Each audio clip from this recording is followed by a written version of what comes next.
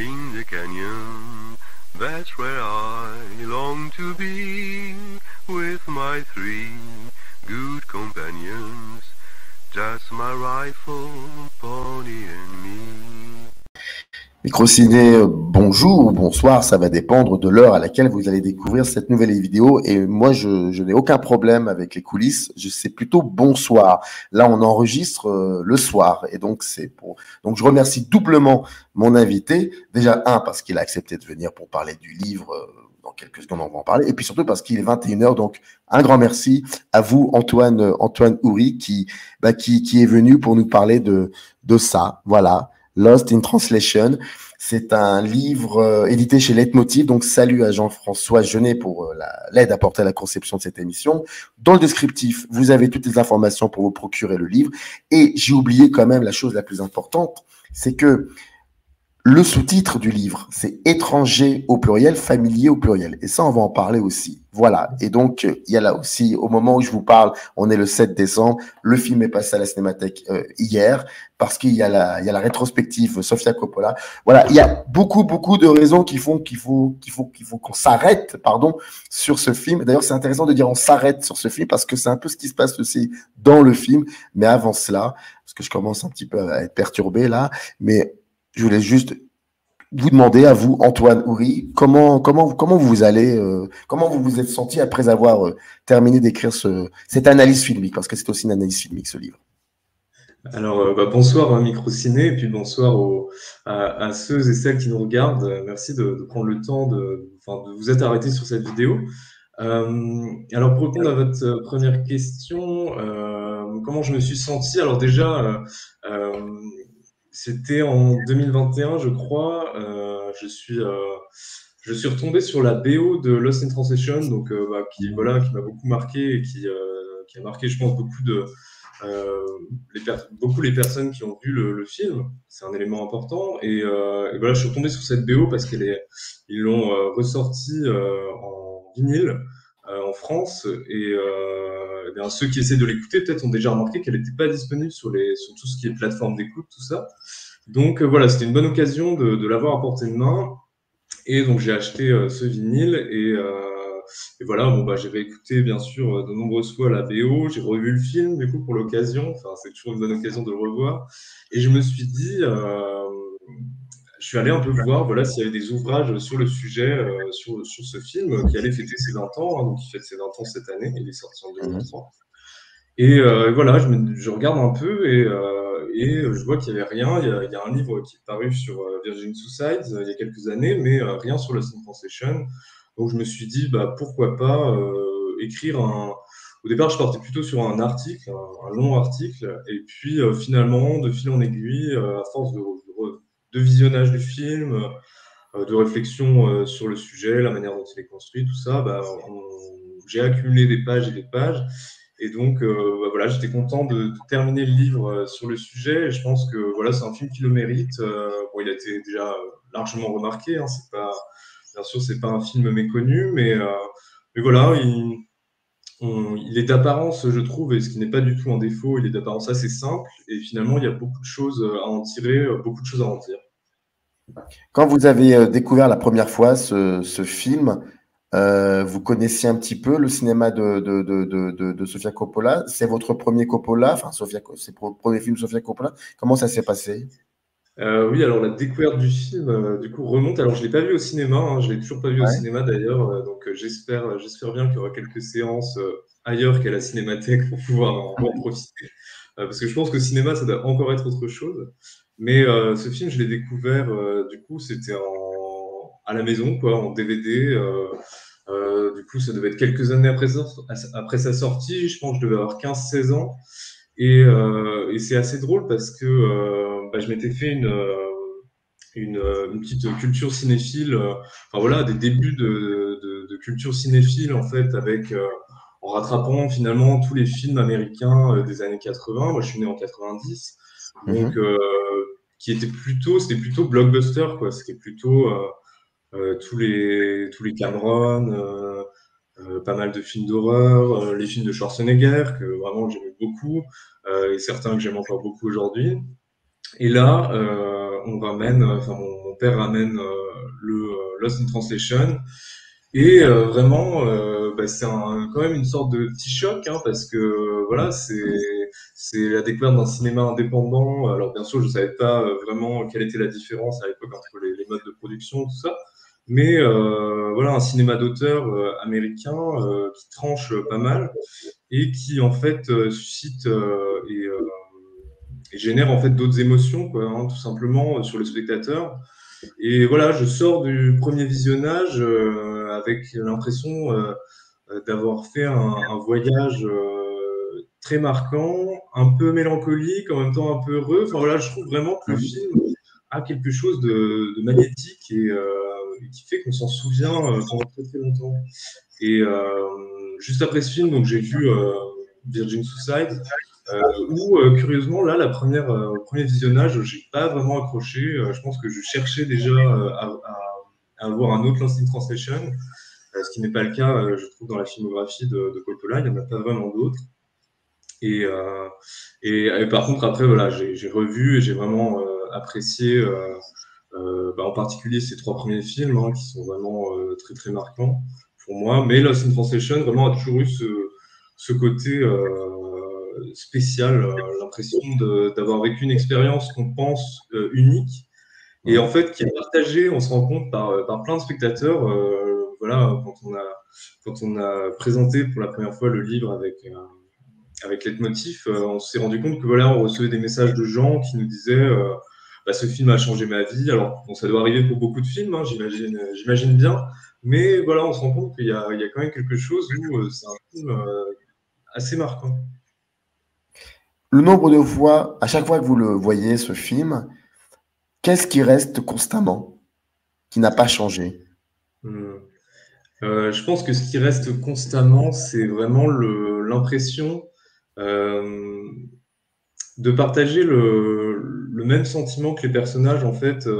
Ce côté, j'en parlais après le premier visionnage, un peu doux amer, de savoir qu'on a vécu une belle expérience, qu'on laisse qu'on la laisse malgré tout derrière nous, mais que voilà, on continue, la vie continue pour autant, même si on voudrait prolonger ce temps qui est un peu suspendu.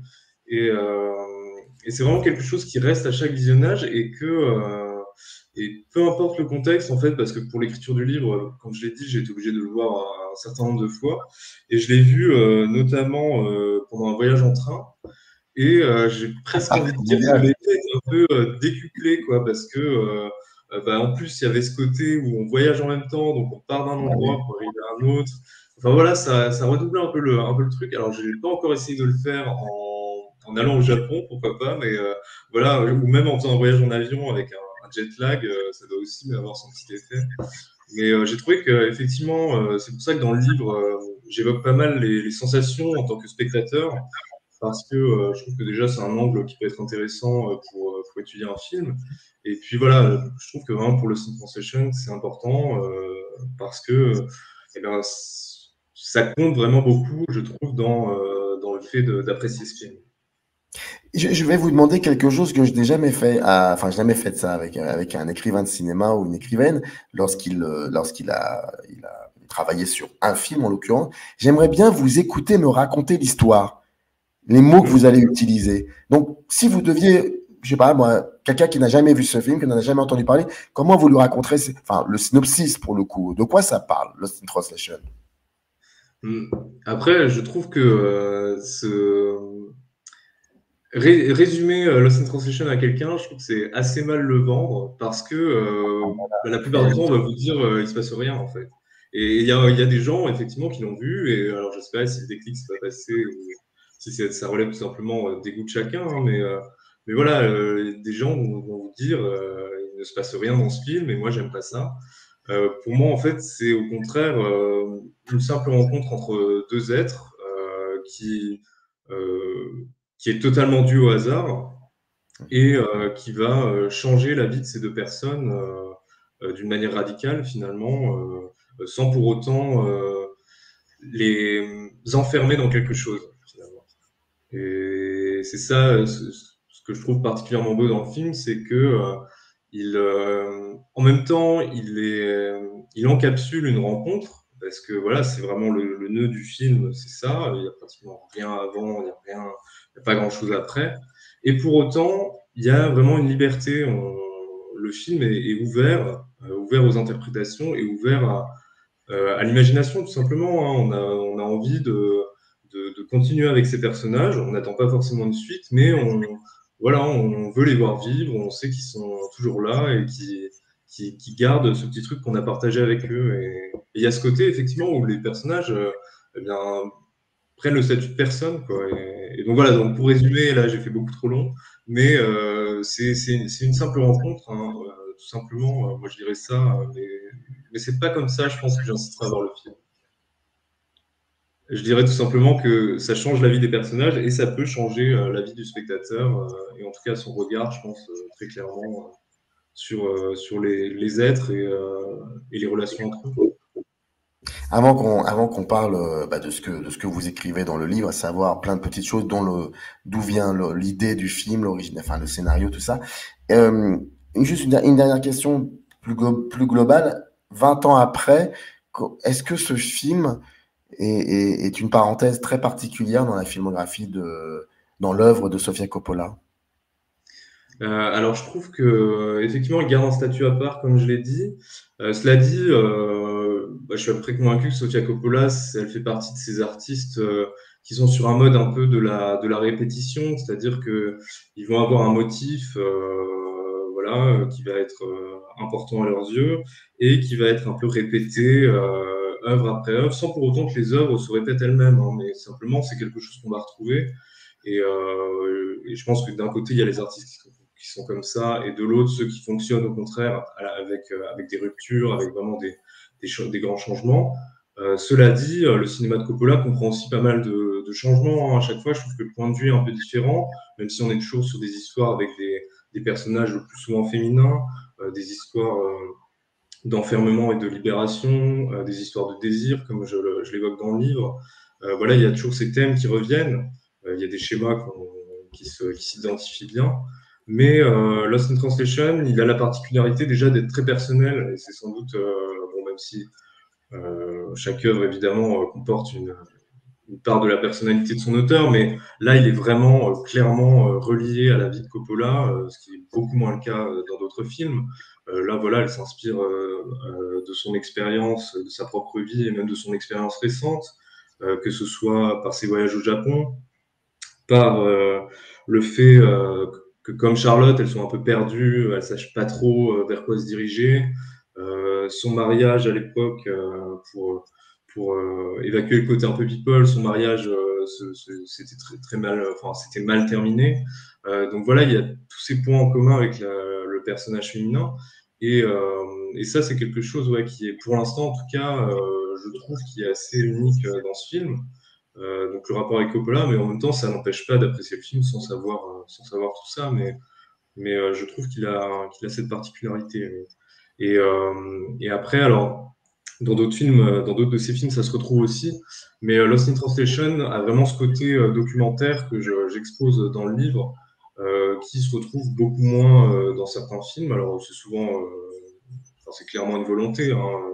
Là, elle avait vraiment cette idée d'avoir un appareillage très léger. Et puis, même son directeur de la photo, Lance Accord, lui, enfin, ajouter des lumières additionnelles vraiment de manière très minimale pour garder ce clair-obscur qu'on retrouve pendant tout le film, notamment le soir et à l'aube. Et donc, voilà, ça c'est quand même une particularité qui, dans d'autres films, est un peu moins nette, je trouve.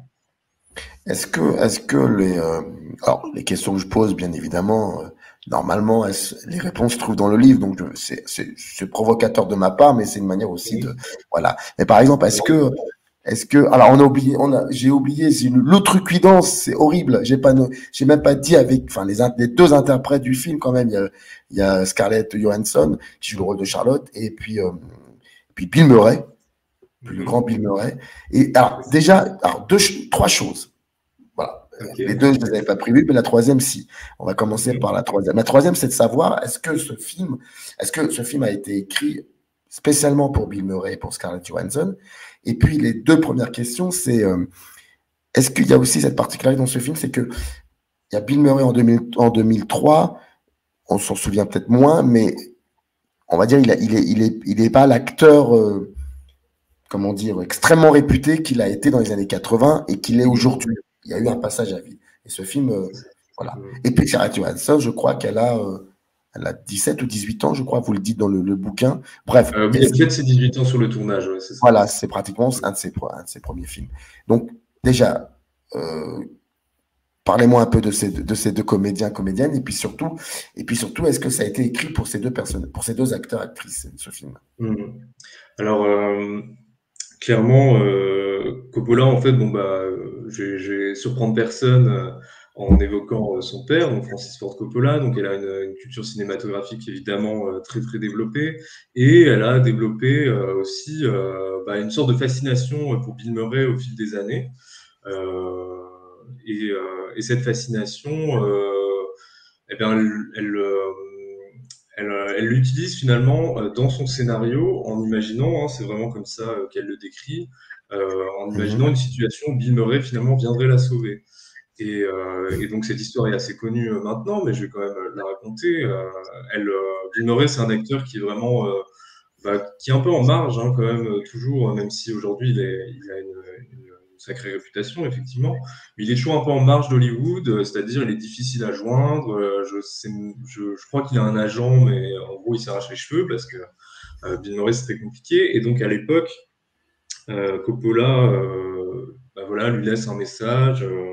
Elle arrive, je crois, à avoir un rendez-vous quand même avec lui, mais il signe pas de contrat. Il dit oui, je veux bien faire le film, pourquoi pas. Mais il ne donne pas, il ne signe rien du tout. Et donc, elle part quand même sur son projet. Et en fait, la veille du tournage, on le voit dans le making-of qui a été tourné à l'époque. Elle ne sait pas si Bill Murray va venir en fait. Et donc, s'il n'était pas venu, je ne sais pas ce qui se serait passé. Je ne sais pas si elle avait un plan B, elle l'a jamais dit. Mais apparemment, elle dit, elle, que si Bill Murray n'était pas venu, le film ne se serait pas fait. Donc, je ne sais pas si toutes les personnes impliquées dans le film auraient apprécié, mais voilà, apparemment, c'était vraiment le rôle qu'elle avait écrit pour lui, en souhaitant imaginer en fait Bill Murray qui viendrait la sauver de cette situation inextricable, et donc sauver Charlotte, là en l'occurrence, dans Lost in Translation. Et donc là, voilà, ce rôle, clairement, c'était écrit pour Bill Murray. Pour Scarlett Johansson, je pense elle s'est calquée sur son expérience, comme je l'ai dit. Donc, je pense qu'elle avait au départ, un peu sous la forme d'un journal, quoi, ou d'une autobiographie. Elle écrivait finalement ses sensations. Et puis, elle a pensé à Scarlett Johansson parce qu'elle l'avait vue dans un de ses films, mais qu'elle avait tourné, je crois, elle avait l'âge de 10 ans. Et voilà, en fait, elle est restée sur cette actrice. Je pense qu'elle a, il y a eu un casting. Et ce qui lui a plu, c'est ce côté où Scarlett Johansson, effectivement, elle n'a pas 18 ans. Mais en même temps, je trouve qu'il y a une certaine maturité. Elle fait pas si jeune que ça. Et voilà, ça lui a paru, je pense, une actrice qui lui ressemblait aussi un peu. Enfin, je pense qu'il y a aussi une identification de ce côté-là sur Charlotte, très clairement, et sur Scarlett Johansson. Et cela dit, j'ai découvert en écrivant le livre que Coppola s'identifiait aussi à Bill Murray, curieusement. Donc voilà, il y a vraiment un mélange entre la vie privée de Coppola, ses propres expériences, et ces deux acteurs qu'elle va chercher et à qui elle offre les rôles. Parce que déjà, elle réalise un rêve d'une part, et de l'autre, elle s'identifie clairement à eux, à tous les deux, je pense.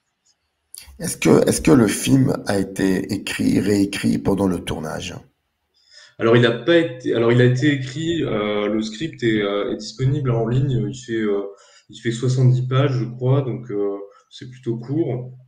Il est assez fidèle, enfin le film plutôt est assez fidèle au script. Il y a eu quelques petits changements, quelques petites scènes modifiées, mais pas grand-chose. Et en fait, on retrouve bien la trame, donc voilà, il y a vraiment une fidélité. Par contre, ce qui s'est passé pendant le tournage, c'est que Bah, elle le savait, hein, Coppola, parce que voilà, encore une fois, elle connaissait la réputation de Bill Murray.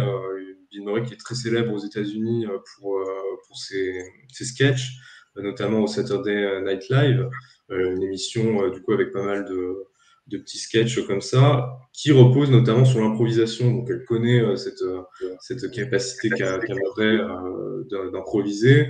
Donc voilà, en fait, pendant le tournage, elle laisse c'est assez flottant, quoi. Les scènes commencent, elle laisse Murray un peu voilà, faire son truc, faire son show. Ça fonctionne des fois, il faut imaginer que d'autres fois ça ne fonctionne pas, donc finalement elle est courte, mais voilà, il y a une grande liberté d'improvisation qui est laissée. Et puis, toujours dans cette logique de documentaire, et ben, finalement, il y a un espèce de tournage in situ quoi, qui s'organise assez souvent, notamment pour la scène du karaoké, où là, toute l'équipe finalement faisait la fête, hein, tout simplement, l'équipe de tournage faisait la fête, et ils ont tourné dans la foulée la séquence du karaoké. Donc, il n'y a pas de réécriture en soi, à part quelques scènes, mais les scènes finalement ne sont pas réécrites, elles sont découvertes sur le moment, quoi, improvisées sur le moment. Et ce qui participe, je trouve, de ce sentiment d'assister à quelque chose d'assez réel en regardant le film. Les, les, les, les séquences entre Bill Murray et Scarlett, c'est bon, on les met de côté, certes, mais il y a aussi les séquences où Bill Murray se retrouve face à une langue qu'il ne maîtrise pas, donc en l'occurrence le japonais, à une culture qu'il observe, hein, qu'il ne juge absolument pas, mais qu'il observe à sa manière, avec une certaine distance. Et est-ce que tout cela, c'est comme ce que vous consacrez à un chapitre, à savoir le fameux rejouer le réel. Est-ce que dans les intentions de Sofia Coppola, il y avait de cela? Ouais, je pense aussi que effectivement, déjà, encore une fois, hein, ses propres expériences. Elle est allée au Japon. Bon, alors elle était accompagnée, bien sûr, hein, parce que elle allait au Japon en fait pour son travail de designeuse dans la mode. Elle a fait un petit peu de mode. Elle avait créé une marque avec une amie. Et donc, sur place, elle avait des connaissances qui pouvaient la guider, hein. Mais il y a quand même ce choc culturel qui, alors, je suis jamais allé moi-même, hein, mais voilà, des témoignages qu'on peut lire un peu partout. Quand on est occidental et qu'on va au Japon, il y a quand même un choc culturel qui est assez important, malgré ce que la mondialisation a pu ramener, a pu créer comme mélange des cultures, hein, qui permettent d'un peu s'habituer. Mais il y a toujours ce côté voilà, où on est surpris de certaines choses auxquelles on s'attendait, qu'on ne retrouve pas. Enfin, voilà, il y a ce choc quand même qui survient. Et du coup, voilà, Coppola, elle s'appuie là-dessus pour montrer Bill Murray finalement un peu déphasé aussi face à la culture japonaise. Ce qui arrive aussi à Charlotte d'ailleurs, hein, dans plusieurs scènes. Oui, c'est vrai, ouais, Donc, effectivement. ouais, ouais, de ce côté-là, oui, très clairement, elle rejoue le réel, je pense. Et là encore, je pense qu'elle tire ça de son expérience personnelle. Alors, dans le film, et ça vous en parlez aussi dans le bouquin, on va revenir on va continuer, pardon, sur tout ce qui est sur le Japon et plus particulièrement sur la ville de Tokyo et l'urbanisme. Qu'est-ce que ça donne? Est-ce que, selon vous, ça participe au rythme du film, à la construction de la mise en scène, donc au rythme du film? Et Mhm. surtout, pardon, excusez-moi, même si vous en avez parlé dès le début de l'émission, mais est-ce que ça ne pouvait pas être, ça ne pouvait pas se faire ailleurs qu'au Japon? Ça, c'est évident. Oui, je pense que très clairement, ça pouvait pas se faire ailleurs parce que déjà, encore une fois, c'est la relation qu'avait développée Coppola avec cette ville, hein, qui est importante. Et ce que la ville lui avait fait, en fait, elle a voulu le retranscrire dans le film. Donc, je pense que ça aurait été une autre ville, il y aurait eu une autre palette d'émotions finalement. Euh, Après, sur l'effet finalement de Tokyo sur le film et de son organisation géographique, il y a plusieurs choses. La plus frappante, c'est sans doute évidemment les gratte-ciel. C'est ce qu'on associe le plus rapidement à Tokyo, hein, finalement. Et ces gratte-ciel, on les retrouve dans le film, soit du point de vue de Charlotte quand elle déambule dans les rues un peu perdue, donc c'est-à-dire des énormes des énormes structures qui écrasent, voilà, qui accentue encore cette impression d'être un peu étouffé par la ville, de pas pouvoir la maîtriser, la dominer. Et on les retrouve en même temps du point de vue de Charlotte toujours, mais cette fois, lorsqu'elle est dans sa chambre d'hôtel, donc l'hôtel Park Hyatt à Tokyo. Et là, en fait, la, la hauteur des gratte-ciel permet à Coppola d'organiser des plans larges sur la ville, ce qu'elle ne fait pas autrement, c'est-à-dire que, comme je le note dans le livre, généralement dans la plupart des films, quand on va vous présenter une ville, quand les personnages vont arriver dans une ville, on va, on va retrouver un establishing shot, c'est-à-dire vraiment un plan large réalisé souvent en hélicoptère ou aujourd'hui en drone, qui permet en fait voilà, de balayer le paysage et de dire on se trouve à Tokyo, c'est comme ça, c'est organisé comme ça. Bon, c'est des images qu'on a tous beaucoup vues. Là, Coppola, déjà, elle propose ses plans du point de vue du personnage et du point de vue d'un gratte-ciel, ce qui déjà place le spectateur aussi au niveau du personnage. On n'est pas dans une caméra un peu libre comme ça, on n'a pas un point de vue un peu déifié. Enfin, on est avec les personnages, on est dans cette topographie urbaine, directement dans un gratte-ciel. Donc ça, je pense que ça joue vraiment beaucoup sur le ressenti aussi du spectateur et l'empathie pour les personnages. Et puis, c'est aussi tout simplement, je pense, Coppola, elle s'est dit que Tokyo était très... Enfin, que c'était une ville qui était très cinématographique. Et tout simplement, avec, je pense, à l'arrivée de Bill Murray au début du film dans Tokyo, voilà, le fait de pouvoir montrer toutes ces lumières, cette ambiance dans les rues, c'est quelque chose qui marque le spectateur aussi, tout simplement. Donc cette topographie de Tokyo, elle est vraiment présente à différentes échelles. Il y a celle des gratte-ciel, bien sûr, mais il y a là, comme l'arrivée en voiture, par exemple, avec tous les néons. Il y a aussi, je pense, au fait qu'on se perd très facilement à Tokyo. Ça, je l'ignorais avant d'écrire le livre, mais dans les rues de Tokyo, il n'y a pas de numéro pour la numérotation des maisons et l'organisation des rues est très différente aussi de ce qu'on peut voir en Occident. Donc ça aussi, c'est un élément topographique de la ville qui a vraiment une influence sur les personnages, sur le récit même, puisqu'ils se perdent régulièrement et voilà, sur le spectateur finalement, je pense. Ouais.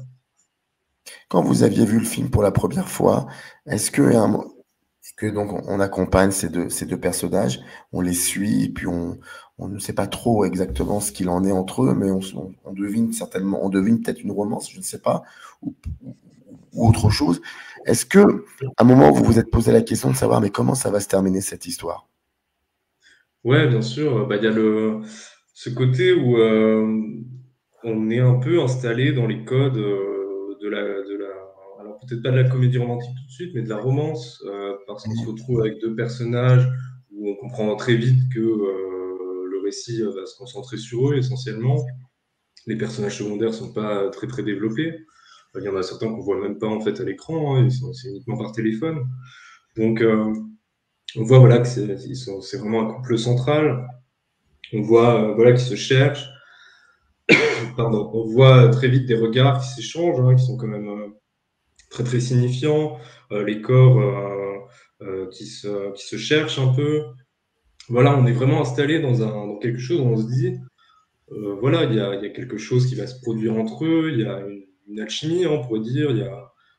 Voilà, ils se sont vraiment trouvés sans qu'il y ait trop de concurrence avec d'autres personnages. Donc, très clairement, on se dit rapidement que voilà, qu'ils vont finir ensemble. C'est quelque chose que la réalisatrice, pour moi, a vraiment voulu appuyer. Elle a vraiment voulu guider les spectateurs vers ça en fournissant un faisceau d'indices. Ouais. Alors, on va terminer l'émission parce que nous avons commencé, c'est-à-dire la musique. Et d'ailleurs, j'ai oublié de dire quelque chose qui est très important parce que c'est pas aussi évident que ça dans les nombreux livres que j'ai pu lire sur enfin sur des films en particulier, c'est que dans ce bouquin, il y a un entretien avec le responsable de la bande originale du film, donc Brian Redsale. Et donc deux questions, enfin plutôt trois. Voilà, il y en a qui sont pas prévus, mais c'est pas grave, c'est de votre faute en même temps. Pas de souci. Donc non, il y en a une. Alors oui, je demande souvent aux écrivains et écrivaines la structure, comment vous avez pensé la structure.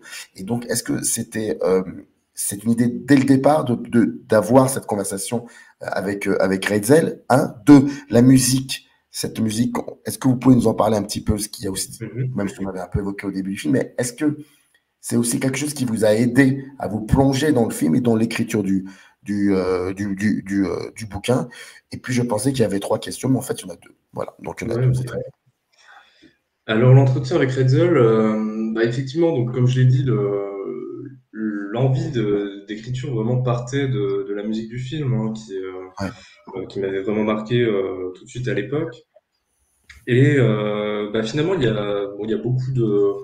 je cite quelques sources dans le livre, hein, parce qu'il y a beaucoup d'éléments sur Lost in Translation. Il a 20 ans, donc il y a beaucoup de littérature entre guillemets sur le film, sur différents sites. Et par contre, sur la musique, qui est pourtant très importante, il n'y avait pas grand-chose finalement. Donc je me suis dit, là, ce serait intéressant de pouvoir avoir quelques éléments supplémentaires. Donc effectivement, j'avais tout de suite pensé à interroger Redsel, qui a répondu assez rapidement, et qui était vraiment... là, c'est assez pratique pour les intervieweurs, hein, parce que c'est le genre de personne, on lui pose une question, et en fait, après, il passe à d'autres sujets. Enfin, voilà, il faut s'y retrouver, mais il est très, très prolixe, il est très, très sympa, donc il parle beaucoup, et c'est pour ça que j'ai pensé que mettre l'entretien, une bonne partie de l'entretien, en tout cas, à la fin du livre, c'était intéressant. Donc vraiment, ouais, c'était quelque chose qui est venu dès le début du travail sur le livre, parce que la musique du film, en fait, c'est ce que je développe dans une des parties du livre, c'est qu'elle est... En fait, le scénario est voilà, enfin, il se résume rapidement, comme on l'a vu tout à l'heure. Il est assez fin, il n'y a pas énormément de péripéties. Mais pour le coup, je trouve qu'il est renforcé par la musique vraiment, qui a un rôle narratif à certains moments, c'est-à-dire qu'elle parfois elle parle pour les personnages, parfois elle aide le spectateur à saisir vraiment ce qui se joue dans cette scène. Et puis à d'autres moments, elle met le spectateur effectivement dans l'ambiance du film, tout simplement, en suscitant les émotions voulues. Et voilà, et cette musique, elle a un rôle si important qu'il était nécessaire vraiment de revenir avec elle déjà sur Hetzel et de lui consacrer une partie. Et en fait, c'est une BO qui pourrait, comme ça, au premier abord, ressembler à une compilation de titres, hein, comme ça se fait pour beaucoup de films, hein, finalement. Et en fait, voilà, ça a vraiment été pensé parce que la majorité de cette BO, en fait, elle a accompagné Coppola dès le début de l'écriture du script, en fait.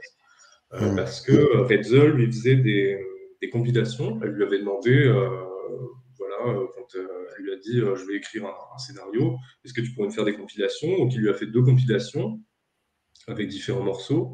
Et voilà, qui ont suivi Coppola pendant toute l'écriture, qu'elle faisait écouter aussi même pendant le tournage à l'équipe technique. Et donc finalement, il y a plusieurs des titres de ces compilations qui sont retrouvés dans la bande originale parce que voilà, elles étaient intimement liées au film et vraiment l'influence est nette parce que Hetzel m'explique que en fait ils essayaient des fois de mettre une autre musique ou de composer une musique spécialement pour une scène, mais en fait ils prenaient un morceau de la compilation d'origine et ça marchait vraiment très bien. Donc voilà, il y a vraiment des liens très très forts entre la musique et les images et le récit. Donc c'était vraiment indispensable de passer par là. Et à ce titre-là, Hetzel, il a participé à 2 autres BO pour les films de Coppola, qui sont bien sûr celles de Virgin Suicide et de Marie-Antoinette. Alors il a fait aussi plus tard The Bling Ring, qui est sorti un peu après. Mais voilà, si vous avez apprécié celle de Lost in Translation, vous aimerez celle de Virgin Suicide, vous aimerez celle de Marie-Antoinette, parce que c'est pareil. Je trouve que, alors, c'est vraiment beaucoup plus net dans Lost in Translation, à mon avis. Encore que, parce que dans Virgin Suicide, c'est aussi très très important, mais on voit vraiment que ce sont des BO qui sont pensés, quoi. Le but, c'est pas seulement de mettre une musique que l'on connaît ou qui est un peu populaire sur le moment voilà, pour renforcer une scène. Là, vraiment, l'idée, c'est d'avoir quelque chose qui se tienne, quoi. Aussi bien au niveau de la musique que des images. Voilà, c'est un tout, quoi.